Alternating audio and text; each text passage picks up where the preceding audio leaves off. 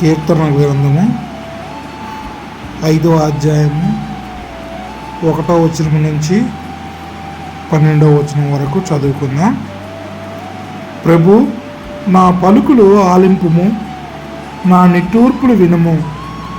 నా రాజా, నా దేవ, నీ సహాయము కొరకు నేను పెట్టు మొరను ఆలింపుము. ప్రభు, వేకువున నీవు నా ప్రార్థన ఆలకింపుము.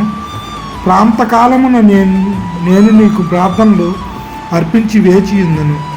నీవు దుష్టత్వమున ఆనందించి దేవుడు కాదు, చెడుతనమునకు నీ వద్ద చోటు లేదు. గొప్పలు చెప్పుకొని వారిని సహింపవు, పాపము చేయి వారిని ఆశ్రయించుకుందవు. అబద్ధములాడు వారిని నాశనము చేయదు. మోసగాండ్రను నరహత్య చేయి వారిని ప్రభు ఆశ్రయించుకొనును. నేను మాత్రం నీ కృపాతిశయం వలన నీ ఇంట ప్రవేశించును. నీ పట్ల భయభక్తులు చూపుచు నీ పవిత్ర మందిరమా నీకు మొక్కుకొందును. ప్రభు, శత్రువులు నా కొరకు కాచుకొని ఉన్నారు. నీ నీతి యందు నీవు నన్ను నడిపింపుము. నీ మార్గము నాకు స్పష్టముగా తెలుపుము. వారి నోట సత్యము లేదు, నన్ను నాశనము చేయవలననే వారి కోరిక. వారి కంఠములు తెరిచిన సమాధుల వంటివి. వారి మాటలు బయటికి తీయగా నుండును. దేవా, నీవు వారిని అపరాధములుగా చేయుము.